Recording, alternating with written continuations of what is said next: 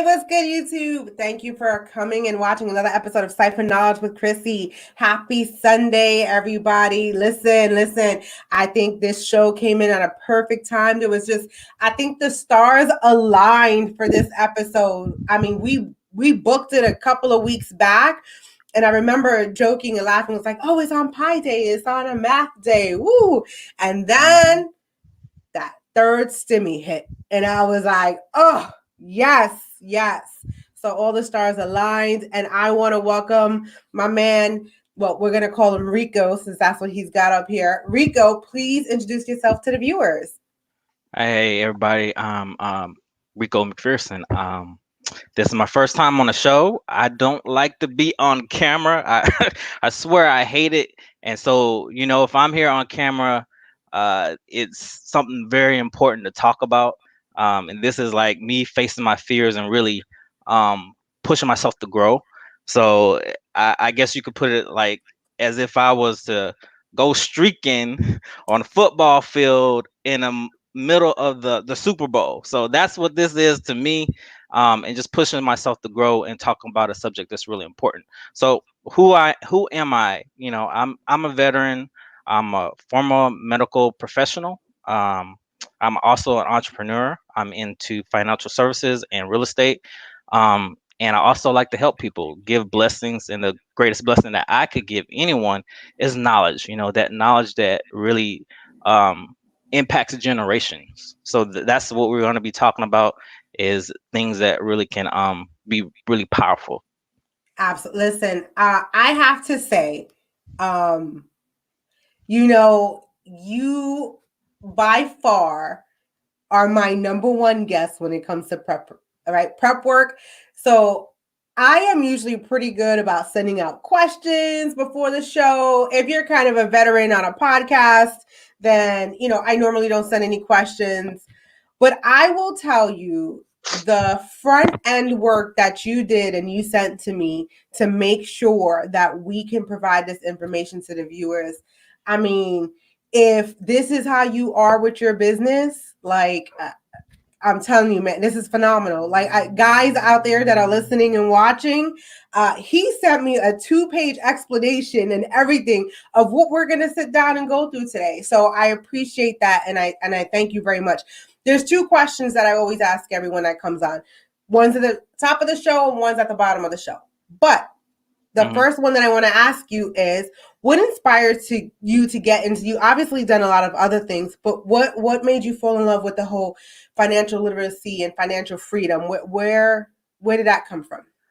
Well, actually, it's something that I picked back up because in the military, I did this as like a volunteer type of thing, and it was for a number of years, and it was really helping some of the young service members that were coming in to the military, and they're getting taken advantage of by car salesmen, you name it. Whoever was out there was gunning for these people trying to take their money. And in the military it's different because they've like at least in my service, they like kind of make it mandatory, like, oh, if you're trying to get off base or get into an apartment somewhere, you have to see the financial specialist to talk about your finances. And I mean, who really wants to do that? They don't really want to, for the most part. Or you have someone coming to you when they're in trouble and you're trying to help them fix it. So it's just coming out of that environment, and then retiring and then joining the workforce again. And I got burnt by it. I sucked at having a job. I really do. And some people will understand why I say that I wouldn't want a job. And I actually had people, once I got my license and everything, people were calling me to recruit me. And I got mad at them. It's like it was an insult. You gonna give me a job? I don't want a job. So it's the reverse. And I understand. When I heard myself saying that, I understand that I changed, and I started to develop a different mindset. And it's different from those that are working in jobs. Not saying there's anything wrong with it, but it's just looking for something more. Everybody can't be an entrepreneur, but at the same time, we should also look at pathways to um, bring us further, bring more income into our lives so that we can reach our goals faster. So I picked that back up when I started in real estate, and I was helping people that were going through foreclosures. And then I thought, well, all right, you're about to lose your house, can help you with your house, but what about the behavior that led to you losing your house? You're going to end up in that same cycle because no one ever taught you about money. Who do I refer you to? I couldn't refer them to. I didn't know anybody to refer them to at Mm-hmm. all. So that got me to, well, how do I include this into my as a part of my business? Not to take advantage of people, of course, because anything is to help people, but to continue to do that and make people stronger. Listen, I think that's amazing because you're absolutely right. I think there's a lot of venues and avenues that you can look at that people don't teach financial literacy at all. I think when we start with our kids in school, Yeah. it isn't taught, and that's why a lot of this has to come from home. When you have incarcerated people who complete their sentences, they're not educated. Things have changed. Mhm. Veterans, when they come home, what to do? Like, there's so many different avenues where this can really be applied and put into practice. What I want to ask you is, I know we talk about financial freedom, right? But what does that mean? Ooh, what does that mean? First, before I answer that question, I had to Okay. do a disclaimer. You know, we had the my whole screenshot, and it was me all clean shaven and everything. So just want to know that it's still me. I didn't catfish anybody up here because I know Chrissy's like, who is this coming to America? Uh, you know, No. Soul Glow, Juices and Berries, brother No. on my show. I roast myself. You gotta have fun. No. But yeah, it's really me. The corona happened, and I just let my I let my hair grow out. So that's Listen. what happened. But what does financial freedom mean? And we can go more uh, to that point of saying that question I asked you yesterday, which was, you have a job, but does your job truly does it feed you? Feed you. Does it Mm-hmm. feed you? It pays your bills, but does it feed you? Does it, provide that source of you can take it anywhere and you're okay? You actually own it. So that's what I think when I think about financial freedom. It's like you're looking at everything and you are imagining things to be where you're either debt free Mm-hmm. or you are on your path to getting debt free and you know when that's going to be. When you have freedom of time, you're not stressed about the future. You got your retirement taken care of. You're protecting your income. You're building things for the next generation. And if anything ever happens, you got all your I's dotted and your T's crossing, and you're good. So, why do you think so many of us have a deficit? Like, how do we achieve that? Like, how do we get there? How do we achieve that? Okay. In regards to financial freedom, like, how do we get there? What keeps a lot of us have that deficit? Uh-huh. I would probably say about a good 90% of us don't have that financial freedom. I make good money, I enjoy my job. We talked about that. I have autonomy at work. I love what I do. I have a Yeah. passion for it. So for me, it doesn't feel like work, but like I said, I work for the man.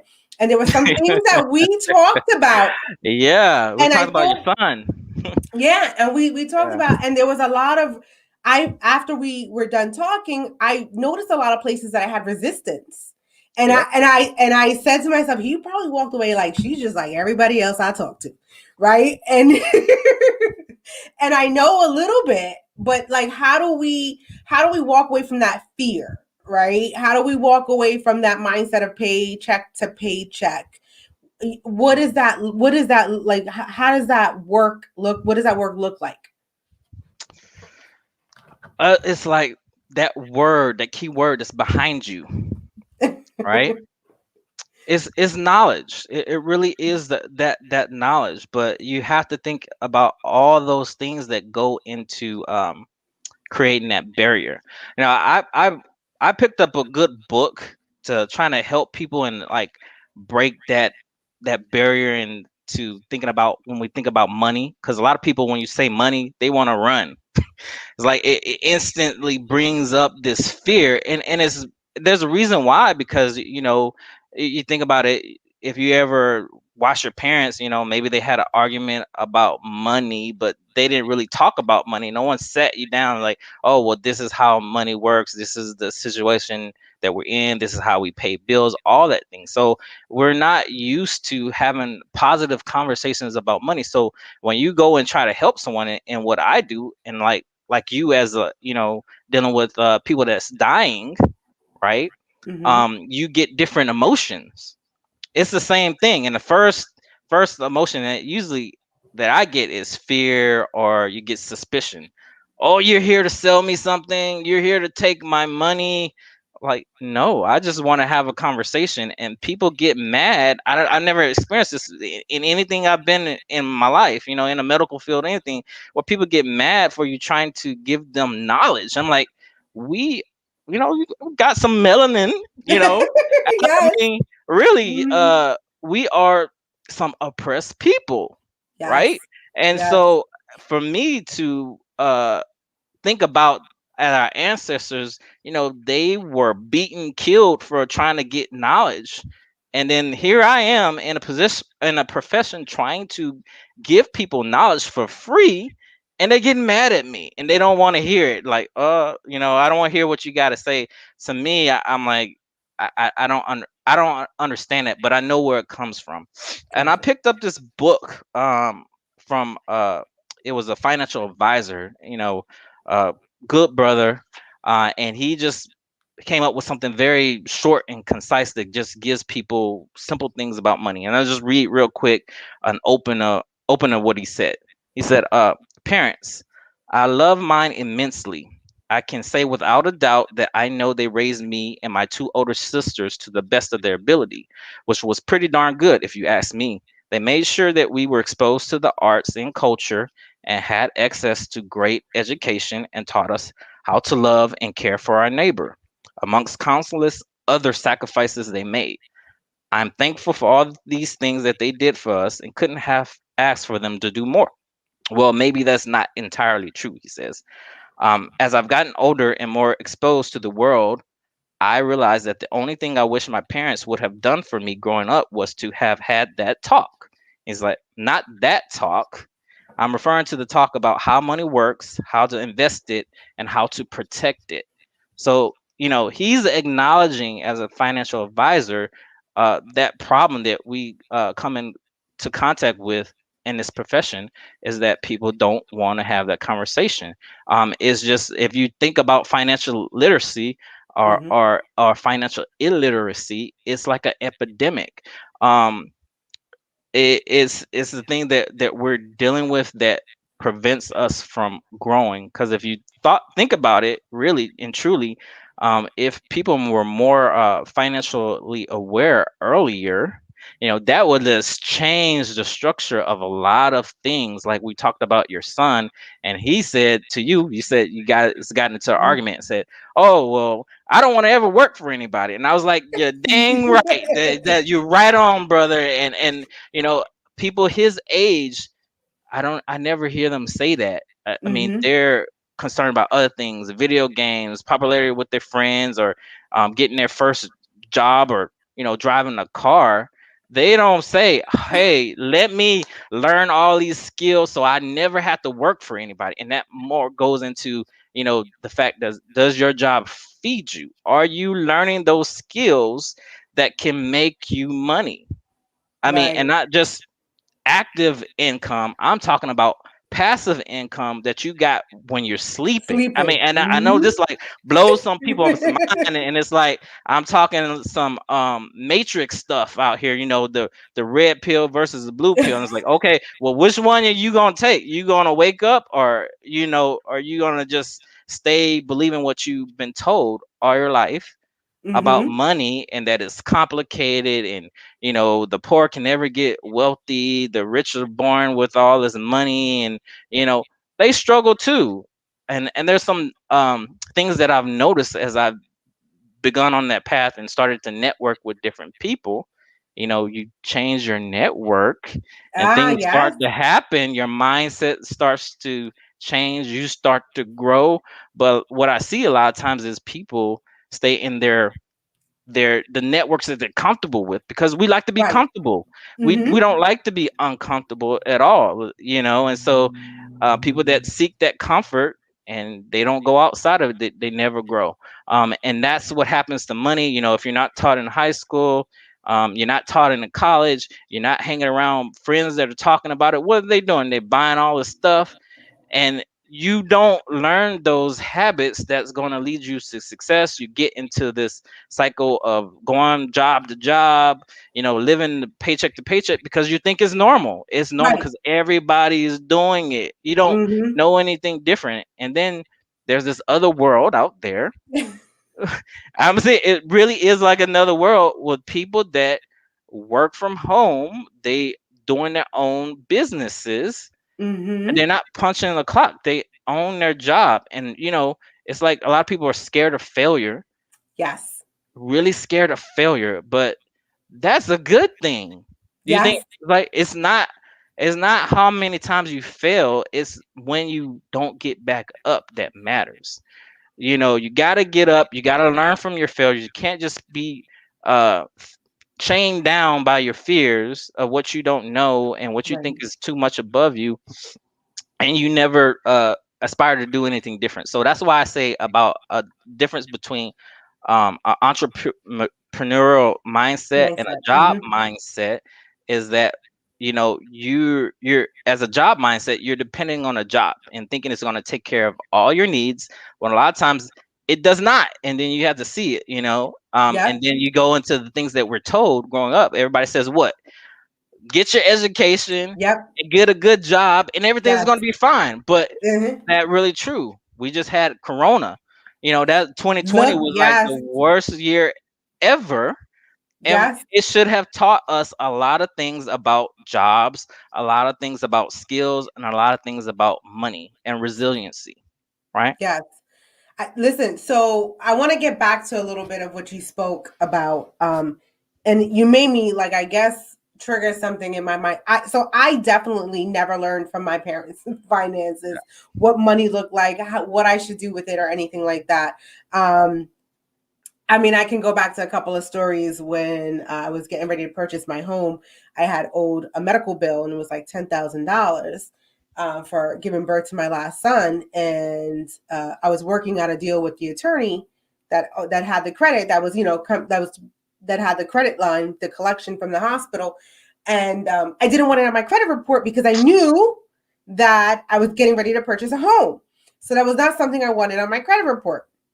So I'm sitting there and I'm working it out, and I got it where I worked out. And, I have both my parents going, well, after 7 years, it falls off your credit report. So you could really just, and I was like, why would I listen to you guys? Like, but like, it took me at that moment to realize. So that was something that I went into with my children, right? Where I taught, my daughter was a first homeowner at 26 years old. She knew what money meant. She knew how dollars and cents added up, for the mere fact that she's like, I'm paying somebody else's mortgage, Hmm. and I could be buying my own home and paying less on my mortgage than me putting into this other person's pocket. And she knew at that point, she was like, there's no way. So she went and she purchased her own home. And I look back and I was like, but it's definitely a learned behavior, right? Because had I not been a homeowner, had she not seen me go through that process, would that have been the first thing that she thought of? Yeah. Probably not, right? And it's good that she learned that on her own. It's like you see people that do things and you watch them and you don't understand where they learned it from or why they do it. Like you say, you ever dated someone and you were at their house and you watch them brush their teeth? Like, what's the first thing that they do when they're brushing their teeth? I don't know. I know the first thing I do when I brush my teeth is rinse first, and then I Yeah, brush. yeah, So, like, I they don't. turn on the faucet. Oh It's well, like, yeah, okay. yeah, they turn. It's like, why you turn on the faucet and then they take this big old the toothpaste and Because I just rinse put all first. Yeah, I know. Like, what'd you learn it from? You wasting all the water. You wasting all the dang toothpaste. Who taught you that?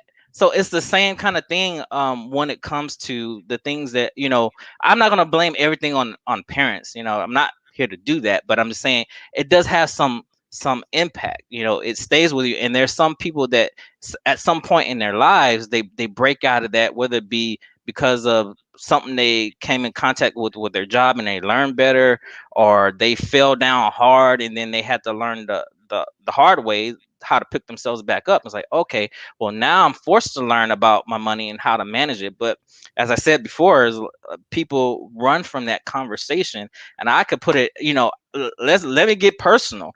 I like to help people, and all I'm ever doing is trying to help people. But I get the same kind of robot. There are some people that allow me to help them, and I love being able to doing that because that is powerful. That's lasting lifelong for them, that I was able to make that change. But some people, friends, coworkers, family members, are highly resistant to hearing that from their loved one that cares about them. And I had tried to have a heart to heart talk to one of my family members about, because they wanted to do things in their life, and they uh have dealt with debt and went to debt consolidation. And I'm like, I'm worried and concerned about them, and really wanting them to do better. But they attacked me as not being legitimate because I hadn't been in my profession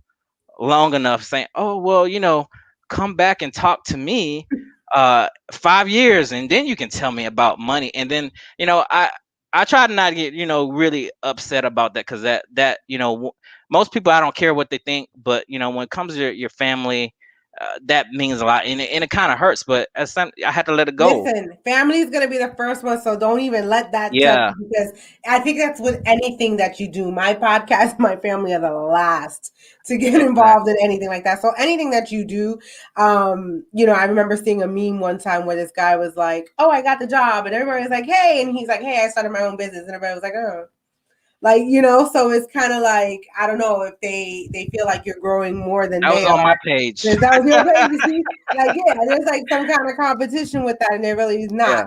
And Yeah, but and you, that's true. That mhm, happens. I mean, I saw that happen with me. It's like, okay, well, you left the workforce and you became an entrepreneur, and I can tell you, like, some people, they watch you, and they, might not know they're watching. They're watching you, and they're like, okay, waiting to tell you, man, we can take it to church. They're waiting to tell you, hey, I told you so.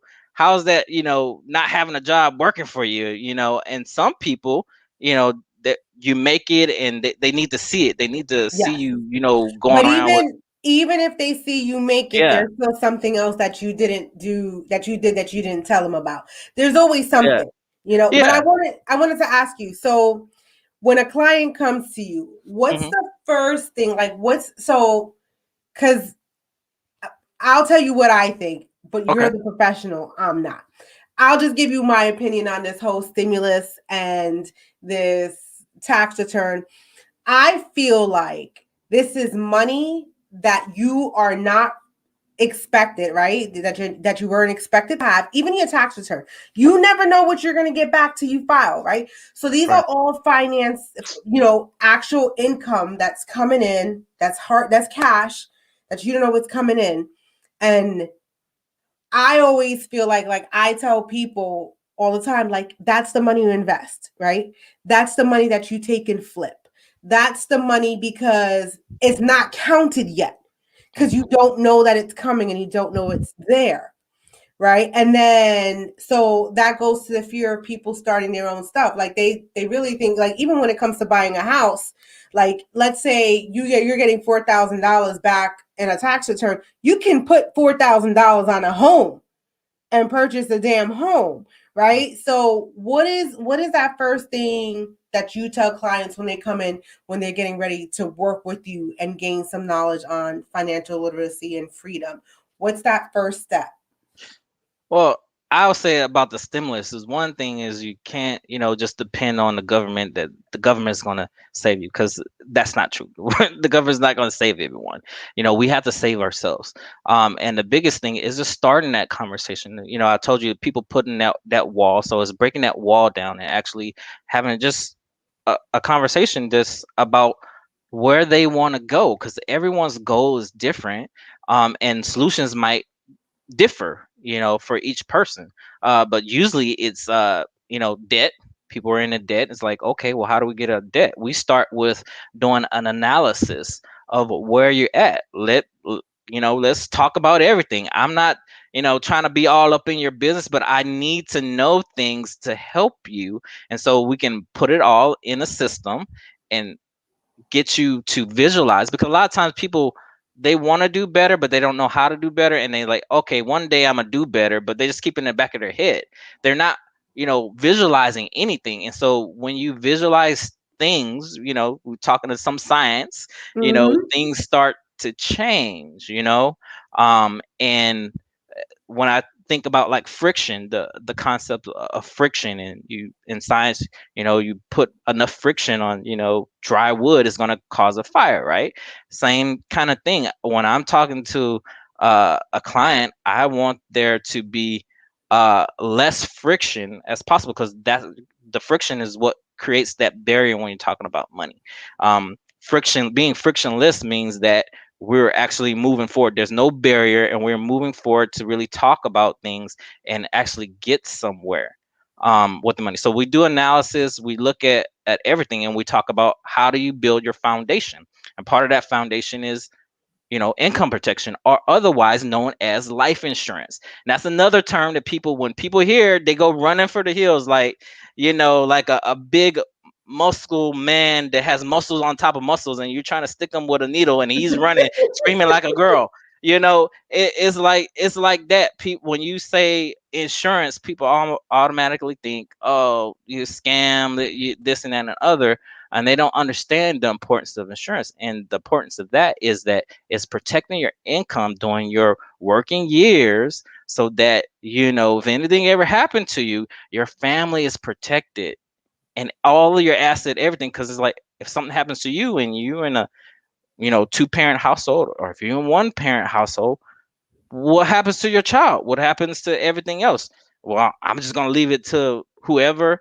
And that's why people end up doing GoFundMe's and all these other things. And I've seen so much of that during 2020, because people um just never planned. They don't plan to fail, they just fail to plan. Did Yes. not plan, didn't get around to it because life got hard. They were working. I was always working. I don't have time. And we tell ourselves all these lies. And then what do I see people on Facebook doing? They're talking about, their marathon of Netflix and all this stuff. They're fighting about football, but that's not getting you no money, and it's not bring you to the future. So it's having that conversation. So that's one of the first things that we Well, do. I've had life insurance since I was 21. That's great. Most people don't, and and they just don't understand it. And I say, if you are one that has life insurance, you have to make sure that you understand that policy, because I don't know how many people that I've helped that they got the policy, they sign on down the line, and they never looked at the terms. It's in black and white. And so that's Hmm. another thing that we do is, for free, let's examine your policy, because you're not going to believe what I say. Well, let's look at it black and white, and let's talk about it and teach you some things about it. Does this thing do what you really want it to do? Is it designed to help you? And some of these policies, actually, it almost seems like you need a law degree to figure it out. Uh-huh. So they make it so complicated, and they're like, how can the average consumer that doesn't understand money understand this policy and the importance of it? you But know let me tell you, when I just went through the car accident, I know it's something different, yeah. but I just went through the car accident in November and my car was a total loss. So I owed more on the car than it was worth because I had traded in. And so whatever, that whole big mess.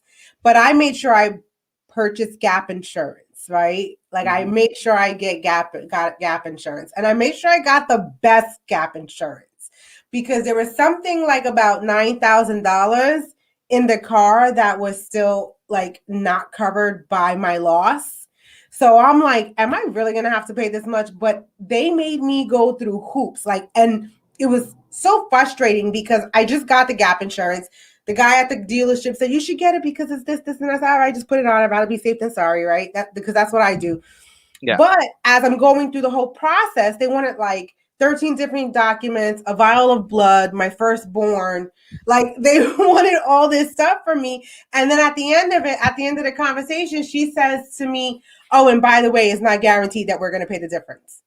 Mm-hmm. And I was like, what are you talking about? That's what I paid gap insurance for. She was like, no, if you look at line number whatever in Yeah. section paragraph this, I was like, what? So I get what you mean by that. Like you don't know, you get into the, but thankfully they covered the whole thing.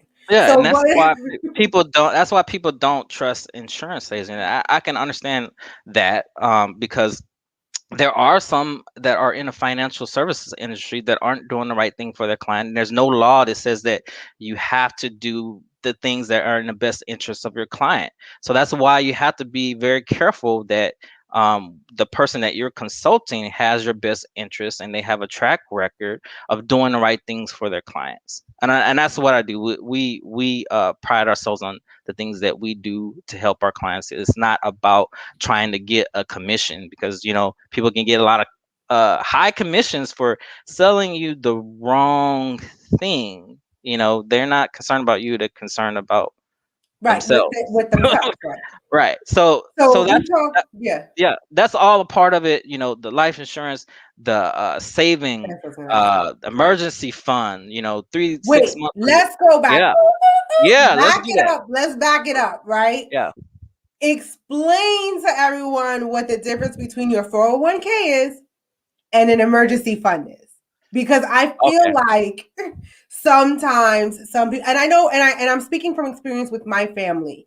They Hmm. have a 401k and then they feel like that's their emergency fund if anything goes wrong, but don't realize the financial issues that come along with it if you take it out before you're 59, the Yep. penalty fees that come with it, how much you're 59 and a half. actually, yeah, how much you're actually financially losing. Are you taking the right amount of taxes out of it? Oh, What's like there, and just kind of what the difference between an emergency fund is and what your retirement fund is and how okay. they're So not the same. so when you're thinking about money and a plan, because a lot of people they don't plan, and it's it's kind of uncomfortable for them to plan for anything that could happen. So it's like you're going into battle. You don't know what's going to be on the battlefield. So you're coming into your plan. So you're ready for anything and everything that could happen. Right. So that's what you do. So that emergency fund is giving your money a job to do. We should all give our money jobs to do. It's not just to pay bills, because we're not here to just pay bills until we die. That's not that's not where I want to be, is just paying bills until I die. It's that 3 to 6 months of income. So if anything happens in that emergency fund, that you go and tap into that money to take care of that emergency. It's not meant for an investment. When you're talking about your 401k, or your Roth, or is investing into your retirement, so that you're not working until you're 75, 80 years old. And a lot of people, oh, I worry about retirement when I get there. It's too late. So the later you wait, the more you got to catch back up. And so that's one thing where you talked about your daughter learning things early, and your son being an entrepreneur early. That's amazing, because that's when I want to talk to clients when they're 18 years old and older, a little bit older, in their 20s, to get them in those right habits. Because if you start when you're that young, then you're set. And people might not believe it, but if you start, hey, I'm saving $50, $100 a month, you times that over 20 years and put that away, you're set. You are set. You have a lot of money, and people don't realize. I could have a lot of wealth if I had just learned to put these things into practice when I was in my early adulthood. and Mhm. making dumb decisions. Um, And everybody has a dollar to save. right. Everybody has a dollar to save. Because if you can purchase a soda, a bag of chips, a candy bar, that extra bag of cookies, Yeah. whatever, you know what I'm saying? Everybody has a dollar to save. I remember telling my stepson, you want a car? Put $5 a day away. Just $5 a day away and see how much you have at the end of the year. Like, put it away because you spend $5 easy. Go buy Chinese food, pork fried rice and chicken wings, right? That's even more than $5 nowadays. You Go speaking make, facts for yeah, sure. you Because know? the thing is that it's psychology, right? And that's where I get into is that the mind is a powerful thing, and that is the key thing that prevents us from getting to the wealth that we need to get at. It's our mindset. So we don't visualize the money that's going to. So the average person is not looking a money going in, money going out, and they have no idea. Yeah, I know where my money is going. Did you really look at it? Are you on a budget? And people hate that word, budget. Are you on a budget? You I know, have an Excel spreadsheet. right? Are you looking at? And then when you start looking at, oh, well, I didn't realize I was spending $500 a month or more on eating out, on delivery, all these things, and it happens because it's a part of that psychological thing. What do you see visually? We get all these messages in our advertisement when you're driving down a road. McDonald's, Burger King, and you're looking at this billboard. I've seen this billboard with this woman with this curvaceous figure, and it's like, oh, buy this product and you too can have a super booty. And I like, hey, maybe I might want to buy and learn how to have a super booty too. But it's how we get tricked into buying things that we don't need, and we spend.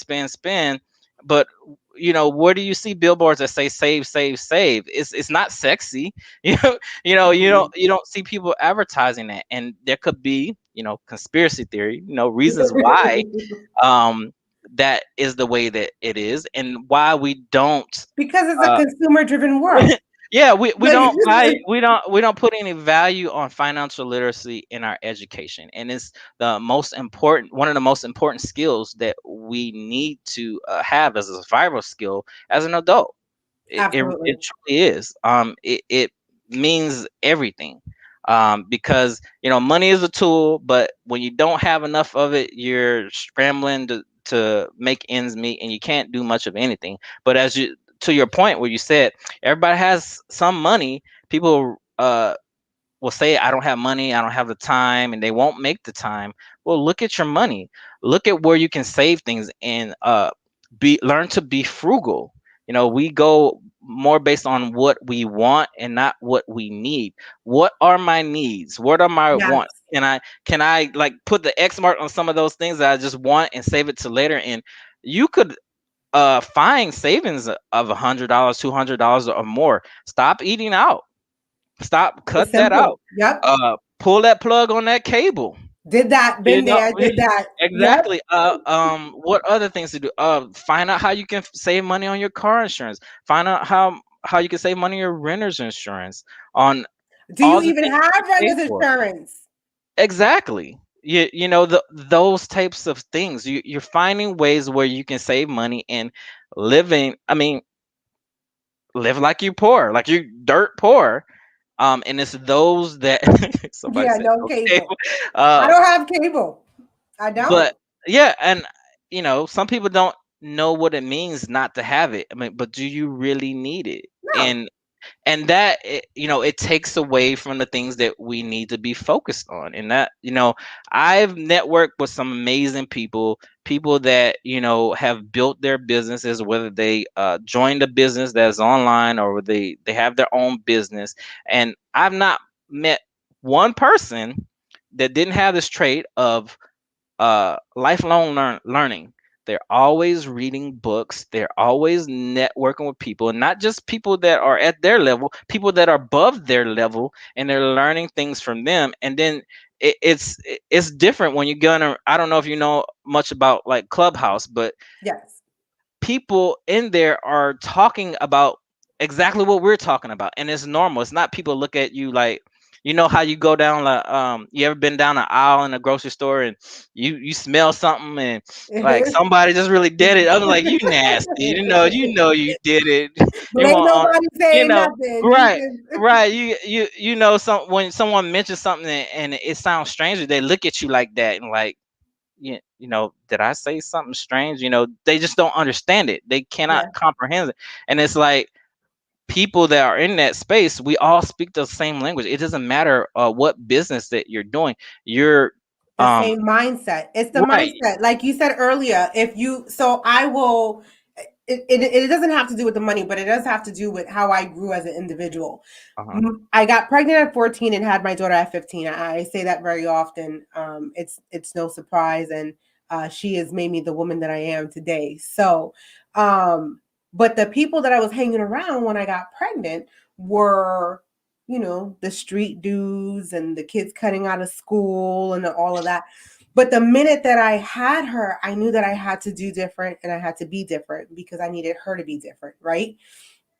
And the minute that I took myself out of those surroundings and started hanging around older moms Hmm. and things like that, what I knew that that was the step that I needed to get out of that pond and put myself in a different pond so that I could learn and grow and be a better mother. Had I stayed in that environment, I'm sure I would have had like 5 more damn kids. But I knew that I had to grow and get out of there. So your environment, we have the grand old Locke and Rousseau debate, nurture versus nature, right? And I Hmm. think it's a little bit of both, right? It's kind of, but when it comes to our finances and our mindset, it's a lot of our experiences that kind of, and that's what goes back to my saying all the time, which is if all you experience is all you know, then you're in a deficit of knowledge, right? So definitely, like for me, when I speak to people, when I had, when we were speaking and I said I got into the car accident and this happened and that happened and all this other stuff, and I was like, my emergency fund drained. Exactly. And people looked at me like, emergency fund? And it's like, yes, I have an emergency fund. That What's money that? sits there, right? I take Yeah. money from my check and I put it in this emergency fund, and that's exactly what it's for. A tire bust, Hmm. the something on the car goes bad. One of the kids gets sick and the insurance isn't covering it. I get sick and I need a couple of days off of work and I don't got any more PTO. Um, Hmm. things like that. Like and that fun is, but people look at you like you have two different heads, when you say stuff like that. The other thing that I do that I like what you said was visualize it. Put your money on paper. I have a Yeah. spreadsheet that I go into every Friday, and it's like a balancing a checkbook, right? But I know what I have after my bills are paid. I Hmm. know what's on my credit cards. I know what's like, I know it. When my son asked me one time, he was like, how do you keep track of all of that? And I was like, because I put it on paper. I mean, it's the computer, but I put it on paper and I look on it and I visualize it. If I see what I have left in digits on a Yeah. piece of paper, I'm going to be less likely to spend over that, right? I'm going to be less likely to dip in where I shouldn't be dipping in. Like that emergency fund isn't for whoppers because I feel like a whopper. Like you know what I mean? So I think that's a good piece of advice too, is acknowledging what you have, knowing what's coming in and going out, Hmm. right? Because you may think that you know what you have coming in and coming out, right? So if you're a kind of person that lives paycheck to paycheck, you get that first paycheck, you pay these set of bills, right? And then you have a little bit of money left over, but the majority of your bills are when that second check comes. And you're like, well, I got this extra cash. Do you really have that extra cash? Because do you not have to take what's left over here to put it to the next paycheck to pay those set of bills? If you know what I mean? So Yeah. doesn't it, I mean, we do things that are comfortable, that feel good. So I put it this way, like, I remember growing up, and I was a really logical kid, driving in a car with my mom, And my mom used to have this habit that she would just yell at people that did something stupid in her path. And I would say, Mom, why are you yelling at the person? Your windows are up, they can't hear you. And I find myself doing that, and it wasn't until I did that that I realized that, hey, it doesn't matter if that person can hear me or not. It's just let me get it out because it feels good. And that's what we often do with our money. We're doing the things that feel good. And some people haven't got the feel good of saving and finding things that to do with their money. It's not, you don't save your way to wealth. That's not what I'm saying. I'm saying you make smart investment. Saving is part of it, budgeting is part of it. It's all a system to get you there. And then you invest in things that bring you money. We live in America, okay?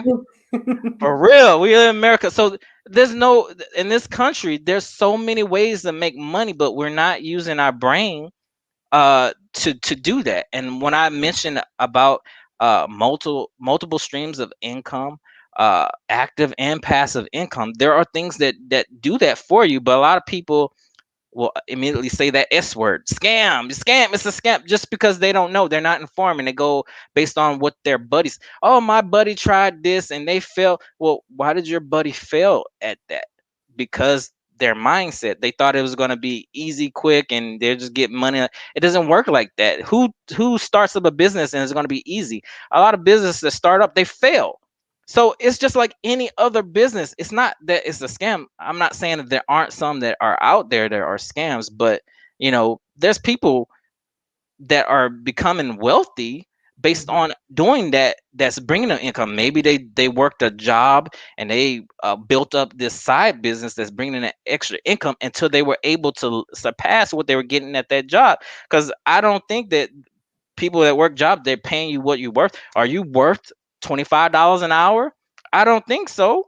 And that some of that bonus that you get every year, you're worth more than If that. you're lucky, Right. you get a bonus. You Listen, are worth more than that. I don't let them pay me what I'm, listen, I've had conversations where they try to have me train other nurses, and I'm like, do you know how much I pay for what's up in here? I'm gonna need the same kind of payment to disseminate what's in here Exactly. to someone else. We have a question. Dwayne wants to know, do you suggest using Robinhood? I'm glad he got into that because that was something. Again, I'm not on here saying that I have everything, all the answers, and I have it all together. I'm I'm on my path, and I'm gonna get there. I give myself 5 6 years to be at the income level that I want to be, and to have that true financial freedom. Because I mean, I should, because I'm into the two top industries that produce the most millionaires, real estate and financial services. But one thing that I always told myself, I was telling myself lies about investing in stock market. I was like, oh well, that's too complicated for me. I'll never do it. And I was in the military. I saw people doing it, but I had too much pride to ask, hey, could you teach me how to do that? And it wasn't until I was doing I had a guest for one of my Airbnb units, and I made friends with him, and I talked to him, and he was doing it all day with trading, and he made income. It's a risk. Now I'm saying you don't ever put anything in the stock market that you can't Live stand to without. lose. Right. Yeah, so you make calculated risk. But I learned something from this, like maybe this is something that I can learn. So that Robinhood is a brokerage, so you can have different ones, and it's learning how to do things, and it's another financial skill that could bring you additional income if you learn how to do it right. And they have what is called paper trading, where you're not working with real dollars, you're working with fake dollars, and you're learning how the market works. And there's different type of strategies. I'm not going to get too far into it and be confusing, but there's different types of trading strategies, and people that invest in things like Bitcoin. Some of us that missed that boat and didn't jump on it, but those are good platforms for teaching you how to trade and do it responsibly before you actually put your real money into that. But I'll say before you start doing that, make sure that you have the the foundation, and that is income protection or life insurance. Talk to somebody about it that you can trust. Um, that you have your saving emergency funds, you're saving for the short term and you're saving for the long term, and you also have your retirement, and you're putting money into that. Oh, That's I, your I, people. yeah, that sounded like that was my cousin. Oh, I'll bring him back up. But talking real, he said learn it and use it, and he's gonna be on my show as well for season 3. He does all that Robin Hood. He sits there with the TVs up above him, watching it, doing all of that too. So good guys, auto sales. That those are your peoples. Those are your peoples. Yeah, that's my people's. He understand it because me getting personal again, we lost some family members, some men, strong men in our family. I lost my uncle, I lost my father, I lost my brother, and it just taught me the value of understanding money, understanding income protection, and making time to get it. Next month is Financial Literacy Month, Awareness Month. it, Okay, good.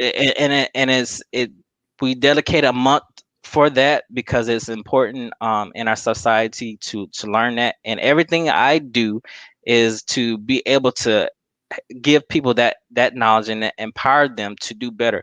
I want to be the examples for my nieces and my nephews and everybody, like, oh well, he broke out of that mode and he did it. How did you do it? Mm-hmm. That's valuable. And just like for you, and your kids can already see it, they're broken out of that mold of what they saw, and they got But the they got sauce. some money. Yeah, they got the sauce, they got the real sauce. And a lot of people aren't having the right kind of conversations, and they're not getting the sauce that they need in their life to move further ahead, and they're um s- around other broke people, a lot of negative people that are telling them, oh, don't do this, don't do that, and other. Don't listen to them people. Look at where they're at Fact. in their life. That's Look at like you, fact. listening. That's like listening to all the single woman who tells you that man ain't Yeah. no good. Why they Yeah, yeah. single? You tell a lie enough times, It it becomes the becomes truth to fact. you. Hmm. You saw that things that would happen in the Capitol. Not getting too political here, but hey, people keep repeating lies, lies, lies, and then people started believing and they want to take action. Same thing. These things that are out there that can get you money, people don't believe that they're true, and they never try them. I mean, we can say something simple like skills that you can learn, like during us being locked at home. What skills did we learn? What books did we pick I up? learned how to We make t-shirts. I made learned how to start a t-shirts, podcast. exactly. I learned how Right. to So pottery, network. networking, all these things that you can do, like the things that your son's learning to do that can make him money, what managing people's accounts, Yeah. simple stuff like doing crafts and having things for the holidays when people need it. Somebody, if you learn how to solve someone's problem, you're making money because you have the skill to solve their problem. If they're Absolutely. hungry, hey, here you go. I, Yep. I got you I got you some food here, and I got income, you got your food. It's a trade-off kind of thing. Yep. Learn how to make money, make investments that pay you that passive income for while you're sleeping. You got money coming in. So, Airbnb is a good thing to well, do that's that. what I was going to say. Dwayne says, do you have a real estate management company? So, and that would be your passive income. Do you? Yeah, so when you're doing Airbnb, you deal with some people that, some people are nice and some people aren't so nice, and they don't respect your property and stuff like that. And you don't want to deal with the headache. I rather just the income come in and not have to deal with it myself. So I wish I would have hired a management company just to deal with it. Hey, I'm gonna pay you to take care of that headache, and I just get the income. But there's other ways that people do that, and I'm giving people game. But some you can do like rental arbitrage, where you have it in the lease that you can sublease something, and that's a cheap way to get it. And all you got to do is furnish the place, and that's another stream of income. If you got it in writing, they allow you to do it. Hey, why not do it? real estate, learning how to get into real estate, joining groups. You don't have to pay anybody. You don't have to attend no course. You don't need a license. I mean, you can learn these skills on a networking. Network Hmm. is a valuable skill, and you think about the income that you can generate. You're out there helping people, but you can like make a lot of money off a deal just by I see that, but those are things that He's you in do. North Carolina. Yeah, and investing is also powerful too, because Hmm. right now I'm like part of a challenge, where we're learning how to trade, and we start off with $100,000, and then whoever grows that money the fastest wins.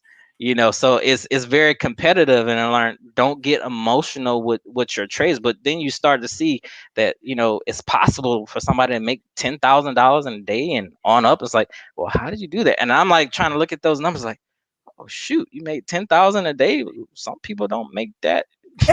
In a year. Yeah. So I was like, Yeah. these things, I mean, that secret sauce, and the thing that I could leave people with is that really when it comes to having wealth is in the foundation. I doubt that you're going to find anyone in the financial realm that's not going to say that all these things that we talk about with building that foundation is not important to attaining that wealth. It is. You got to get your foundation, and then continue to have that lifelong learning and learn those skills that give you money, and invest in those things that are building you that wealth, multiple streams of income. Because if you do the math, it's not that complicated. If you just have one source of income or two sources of income, that's not getting you far. Let's add some more sources of income on top of that.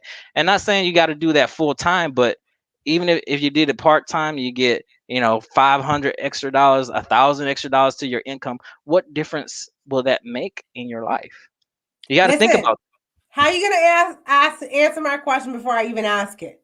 I I know you watched the did that. show, but Yeah. you answered my question before I could even. That's my final question of the time. Listen, I want you to tell everybody what services you provide. Is it only solely dedicated to the state of Texas, or are you able to provide this information to others? Like what? Well, with everything, it starts with a conversation. It's really building that relationship with people. That comes first before anything. It's not about selling them products or services. That relationship with that person, and finding out what it is that they want to achieve, what their goals are, what they want, and crafting something that helps them. And I do that for free. Anybody, doesn't matter where you are, let's have a conversation. Now, when it comes to other things like what I'm licensed and life insurance things, I have to be licensed in the state that I can insure people within a state, because we're regulated. Um, if it came to that and I didn't have anyone on my team that was licensed in their state, what I would do is, you know, I'd get licensed. So I'd pay for a license in their state so I can help them get protection. So listen, I don't know if any of y'all heard that, but I heard free. I heard a conversation is free, Yep. right? So I believe that we all have some type of fear when it comes to stepping outside of what we know. Um, and when we looked at our past and seen the struggles of your families, your people, um, but with education and with knowledge, you lessen that fear, and you can obtain that knowledge and that information by going over to www.ricowealthbuilding.com. See, I always got to segue into that. Like, listen, I should do commercials. That's going to be my side hustle, right? So, promotion, marketing, that's what I'll Right. do. Which is another thing I learned. I learned how to market, That's a that's money making skill that you learn that you can do from home, and people will I don't pay. know how Because well it's working though, but but you have people that have on, and that's another nugget I can give people is like those that don't have home-based businesses, those are tax write-offs. How yes, yes. yeah, yeah. I mean, those that don't have a home-based business, you're missing out. You need your home-based businesses to be able. Hey, you can right off that internet, right off that phone, right off that The that square that, that footage that you travel. Listen, my daughter's the one who's like, "Ma, you still haven't started your LLC. Yeah. You still haven't started your sole proprietor." And I was like, She was like, "Listen, I've been doing it for the last 2 years, and I think she did no the last year. She did it right after the deadline was hit for the PPP, whatever the Yeah. business, So she was like, this is, I get to write off, and I remember when I worked from a home office, it was still for a company, but I remember on my taxes, the space that I used for the office, like the auditors could have came at any time. I had a whole room that was my home office, and I was able to put that square footage and take it off as a deduction, as a credit for my taxes. The part of the garbage, part of the water, part of the internet, part of the phone, all of that I was able to write off as part of my business use. So we have, hold on, but the tax law changed. The tax law may have changed, but you still have the rights to sign off certain business usage within Yeah. your home. Yep. Then absolutely, you show loss and gains, and I mean, of course, you can't, like, this isn't tax fraud. Like, you can't sit there and Mm. perform tax fraud. But if you truly have a business that you're doing, like, there's so much I lost out on with the Cipher knowledge that I could have done between. Exactly. I mean, my microphone and my camera and my internet and my shirts and stuff that I purchased, and the trip that I took, and like all of that. Hindsight is 2020, but there's definitely things that you can do. And if you're still concerned and worried about it, you need to have that conversation with my man Rico. Yeah. You know, Yeah. And so if you're on Clubhouse, you can also reach me on Clubhouse. We have some wonderful conversations there. I'm networking with other financial experts and people that are into all these things and give you the real sauce so we can have in-depth conversation, talk to those millionaires, people that are out there doing the thing, and they're sharing their secrets on how they did that. what are you? How can we find you on Clubhouse? Uh, I'll have to link my actual link to get on there. I don't know if you can search I'm for on me Clubhouse. and So find my me on okay, Clubhouse, and then okay, I'm Chrissy Cipher on Clubhouse. okay. I'll So get find me on there, and then I'll put the link onto the Cipher Knowledge with you. Chrissy Cool. page on Facebook. So then you guys, if you want to link up with him, but definitely if you want to go ahead and find out what he's all about, his website is right below, www.ricowealthbuilding.com. He just, listen, he spit knowledge tonight on the show. There are some things, like, if I remember correctly, the first three things that we need to do is figure out what our debt is, income protection, and have an Yep. emergency prepared budget, right? So these Yeah, are like the. and that I forgot one thing, and the thing that we don't like to talk about is death and having our wills, our powers of attorney, so that our wishes are known if anything should ever happen. So, Jess, I'm glad that you said that. In June for my season 3, I will be having an episode solely on end of life preparedness. So, I will be talking about advanced directives and power of attorneys and healthcare proxies and living wills and wills. And so I am having a conversation about that. A lot of people are afraid to have that conversation, but that conversation needs to be had.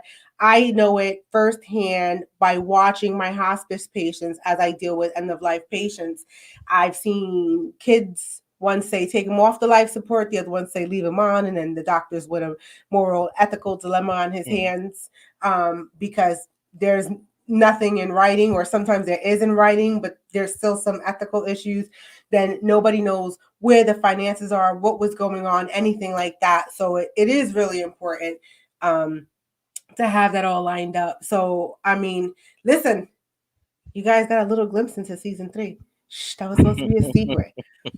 But in any case, you already answered my last question, which was, if you could leave anybody with a lasting piece of advice, what would it be? But you already told us, foundation. Yeah, and I would, in this case, since I already answered that, I would leave everyone with a challenge. For a year, you know, can you get your hustle on and save $5,000? What would $5,000 do in your life? How are you going to split up that money to better your future? So I challenge everyone to do that, and maybe a year from now we can do it again and do Come a back follow again. up, because there's so much into this that really didn't get into, because this is a broad topic to kind of compact down. I had a hard time doing it, and I wanted to stay on task. It was hard, but I'm passionate about it. I love talking about it. And I'll be doing this lifelong, because it's those skills that keep you fed no matter where you go. If you understand money, you able to solve people's problems, then you're not going to be without. Awesome. See that? Listen, there's 100 pennies in a dollar. If you understand that, right? Like, you have to understand it at its fundamental level, at its very minuscule level. And you can't take out what you don't have in, right? Otherwise, we're in some serious trouble. And don't purchase anything you can't, like you said, with the mortgages in the house. That's Yeah. happening. It's happening right now again. So I say in a couple of years, we're going to have that bubble bursting again. But that's just my opinion. So, and I don't know too much about that. But listen, I want to thank you so much for coming on. I appreciate it. We definitely have to do a follow up. I know there's a lot of information. Thank you to the viewers who were watching. I really appreciate it. Make sure you come on. The next episode is the last episode for the season, and then I won't be picking up till mid-April for season 3. But I can definitely fill you in there so we can go ahead and have more of this conversation. I definitely want to hook you up with my man Talking Real, though, because I think you two, I may have to have you two on and I just back off, because I think the two of you could like really definitely. But I want to leave everybody with my last thing that I leave at every night, which is, if all you experience is all you know, then you are in a deficit of knowledge. I want to thank you for joining this cipher. If this is your first time watching, please make sure you hit subscribe so that you can get notification of when I go live with the next episode. Make sure you head over to Facebook, Instagram, Twitter, Clubhouse, all Chrissy Cipher. I'm going to let this last.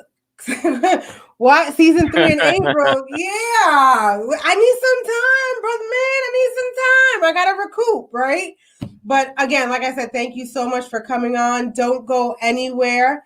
Listen, I had a blast and can't wait to see you guys for the last episode of season 2 next Sunday, 8 p.m. And on that note, one love.